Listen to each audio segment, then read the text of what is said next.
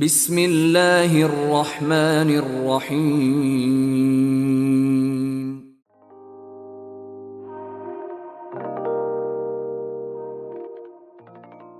حضرت انس بن مالک رضی اللہ تعالی عنہ بیان کرتے ہیں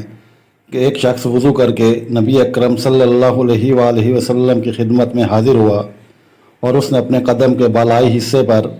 ناخن کے برابر جگہ خشک چھوڑ دی تھی، تو نبی اکرم صلی اللہ علیہ وآلہ وسلم نے اسے فرمایا واپس جاؤ اور اپنا وضو اچھی طرح کرو۔ حضرت انس بن مالک رضی اللہ تعالی عنہ بیان کرتے ہیں کہ ہم نے رسول اللہ صلی اللہ علیہ وآلہ وسلم کے ساتھ صبح کی نماز ادا کی، درا حال ہے کہ آپ صلی اللہ علیہ وآلہ وسلم نماز پڑھ رہے تھے۔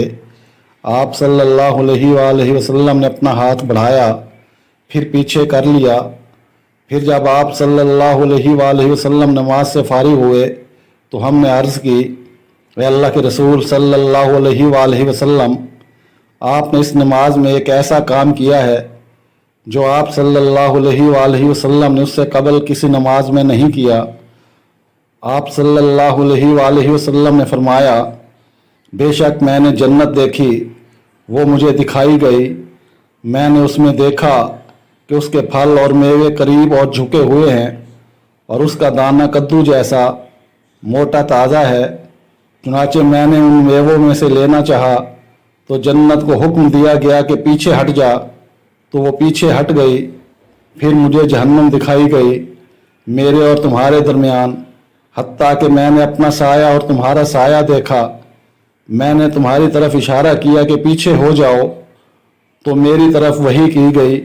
کہ میں انہیں یعنی صحابہ کو ثابت قدم رکھوں، کیونکہ آپ بھی مسلمان ہیں اور وہ بھی اسلام قبول کر چکے ہیں۔ آپ نے ہجرت کی اور انہوں نے بھی ہجرت کی،